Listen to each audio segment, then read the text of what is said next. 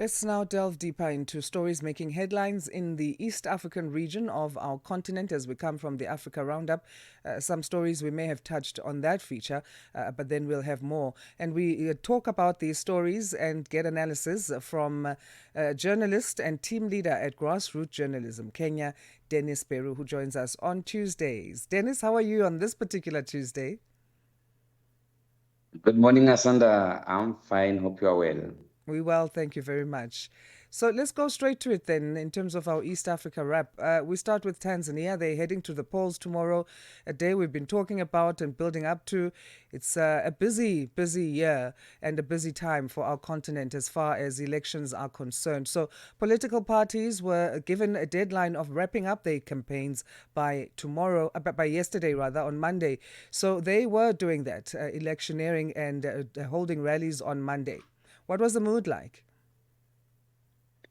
Thank you so much, Asanda. As we all know that the Tanzanian will be heading to polls tomorrow, and there is a lot of expectation across, the continent, and of course, as other countries will be following the Tanzanian elections. And as per the constitution, of course, the political parties have to campaign at least up to 24 hours to the election. And we saw yesterday, apart from the Chama Pinduzi, CCM held their presidential campaigns rallies on Monday ahead of the election that is happening tomorrow. And remember, the Tanzanians will be electing a new president, member of parliament, and of course, the government councillors.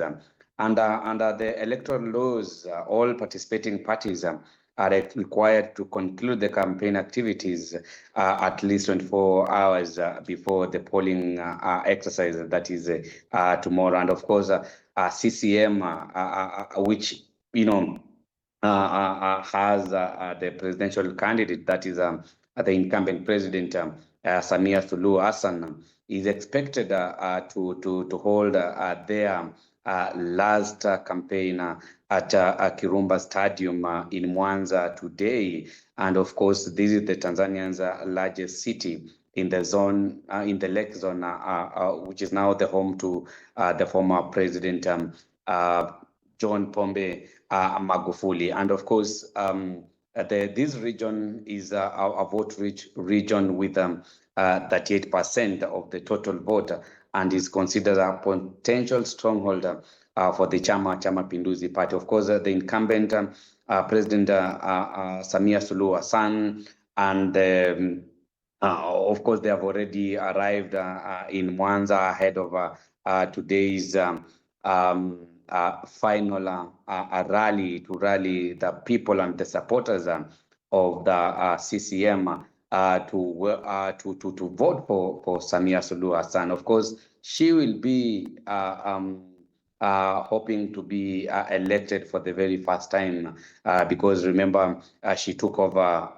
from after the death of John Pombe Magufuli. Asanda, we expect at least the 7.6 million voters to participate in the seventh election since the Tanzania adopted the multi-party democracy.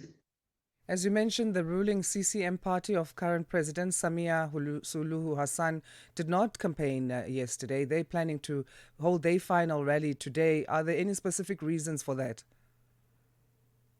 We do not have specific reasons as to why Samia Suluhu Hassan will be having a final campaign rally today. And of course, that is still within the stipulated time frame that is 24 hours to the polls. Of course, spectators and political analysts are arguing that, of course,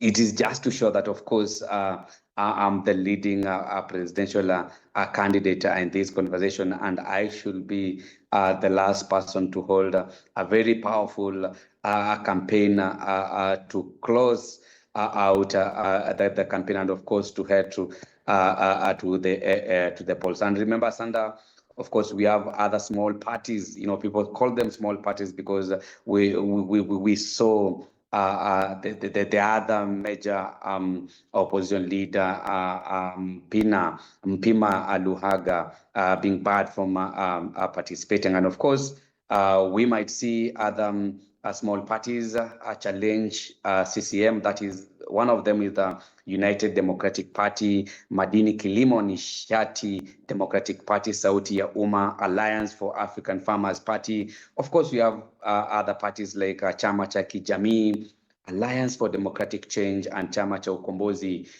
wa Uzima. And remember, the Alliance for Change and Transparency will not have a presidential candidate after, of course, Luhaga Mpina was bad, but they will fill the candidates in other fields, seats, that is parliamentary seat and the councillors' seats. Okay, let's go to Madagascar now, where the ousted Madagascar President Andry Rajoelina has been stripped off of his country's citizenship. He had dual citizenship, Malagasy and French. Could we have seen this coming, since even when he was campaigning for elections, which he won previously, there were questions around why he has French citizenship? This order being issued by the Prime Minister, who's currently the new one there now. Yeah, of course, 2 weeks after he was ousted and fled the country, of course, we expected this to happen. Remember, in 2023, there were a conversation around his dual citizenship and whether he is eligible to participate. And of course, he defied all the calls and went ahead and he even contested for the presidency and won. But the order that was signed by the new Prime Minister, Henry Salama Roger Ranarivelo, cited, that local, the local laws stipulating that people who acquired a foreign citizenship should lose their Malagasy nationality. Of course, Rajoelina, who is 51 years old, obtained the French citizenship a decade ago,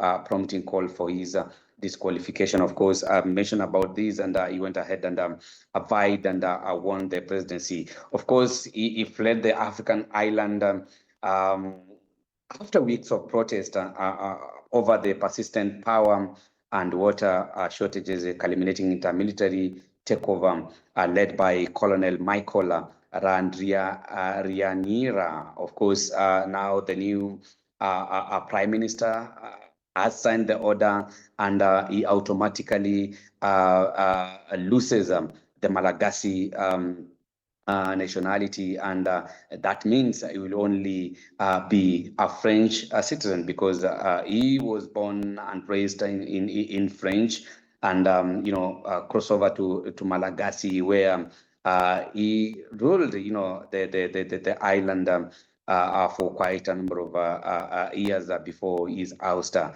And of course, when he disclosed his French nationality months before Malagasy last election, of course, presidential, he argued that he only secretly acquired it to make things easier for his children staying in France. So he's now is not now the Malagasy citizen. So let's see how things will unfold. And remember, when he fled the country, his whereabouts is still unknown.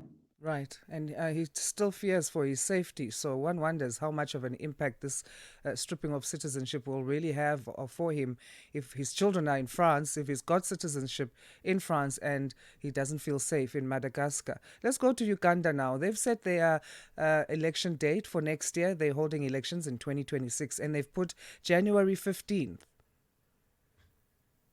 Yes, of course, finally, we know this is a election period in Africa, and after the Tanzanian, now we are seeing the Ugandans will be holding their presidential and parliamentary and the councillors election on 15th January. Of course, the 81-year-old Yoweri Museveni, who has been in power since 1986, is also seeking another re-election in the polls. And remember, during some of his campaigns, he mentioned that his will be his last election. Let's hope so. But of course, the new Africa's fourth longest ruling leader, his government has changed, the constitution twice to remove age and a term limit. And of course, the former rebel and Museveni has been credited for stabilizing Uganda, of course, promoting economic growth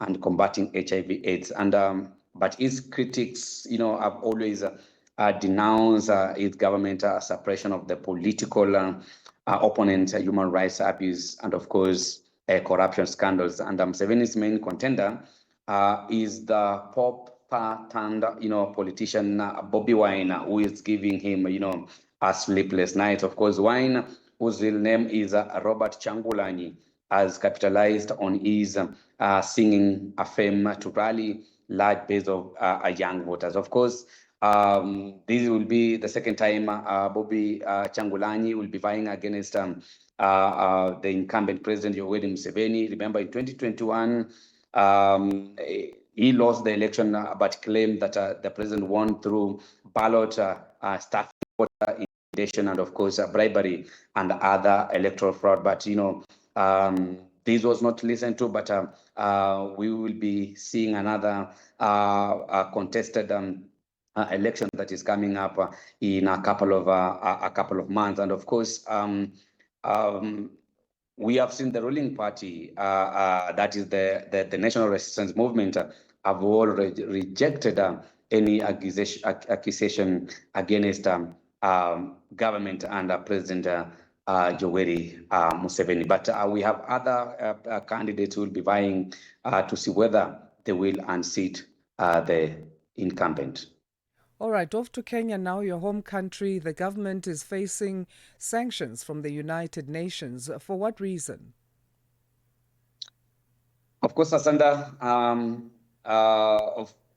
there are reports that from the Special Rapporteur on Human Rights Defenders, Mary Lalo, that of course the country risks sanction. And the reason why Kenya risks sanction is because there are letters that she feels, frustrated over the failure to get a response to the letters querying the grave violation of human rights and the steps taken by government to investigate and hold culprits to account. This is in regards to the last year's the finance bill protest, where over 60 young people were killed in the protest. And on 1st October last year, she wrote to the government seeking answers on the arbitrary arrest, detention, and deportation, and of course, prosecution of activists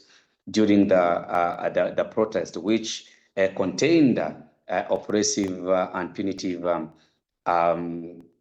tax proposals. And again, she wrote another letter, the 5th August this year. She wrote again seeking answers on the crackdown of the peaceful protest in June. That was now the anniversary protest.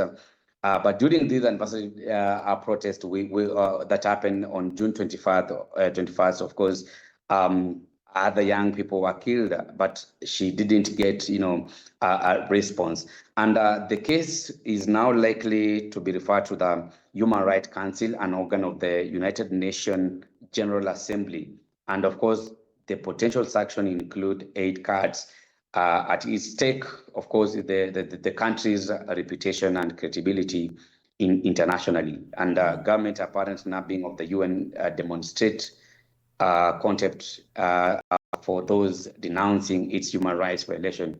It must be held accountable. But remember, many a times we have seen government officials saying that, of course, police didn't use, force against protesters during the 2025 finance bill, and of course during the anniversary protest that happened this year. Let's briefly, in about 40 seconds now, discuss Ethiopia and Mozambique entering an agreement on military cooperation. What will this entail mainly? Of course, Asanda, we've been looking at what has been happening in Ethiopia and the agreement to deepen their long-standing military cooperation, reaffirming their historical ties and shared security interests. Of course, Ethiopia's Minister for Defense, Ms. Aisha Mohammed, held a special talks with the Mozambican counterpart, Major Generali Cristovao Arthur Chume at their office in Addis Ababa. Of course, during the discussion, Minister Aisha highlighted the country's enduring historical and military relationship, and of course, expressed Ethiopia's interest in expanding collaboration across various areas of military engagement in future. Of course, General Chume emphasized that Mozambique places a great importance its historical relation with Ethiopia. He noted that, of course, the country's strong interest in joint initiative, particularly in the areas of counterterrorism, military, industry, flight training, and of course, maintenance and other issues in regards to cyber Okay. security. Of course, we've seen the Ethiopian National Defense Forces online media team reported that General Chume Mozambique will soon send a delegation of Ethiopia to robust institutional ties to further their cooperation. Thank you so much, Dennis. We're going to leave it there for today. Always great catching up with you on Tuesdays. Have a great rest of your day. Thank you so much, Asanda. Have a good day. Thank you. Dennis Beru is journalist and team leader at Grassroot Journalism Kenya, giving us analysis on what's happening in the East African region of our continent, newswise. Our headlines come up now, 6:31 Central African time it is. Here's Jwalani Tulo Mwebe.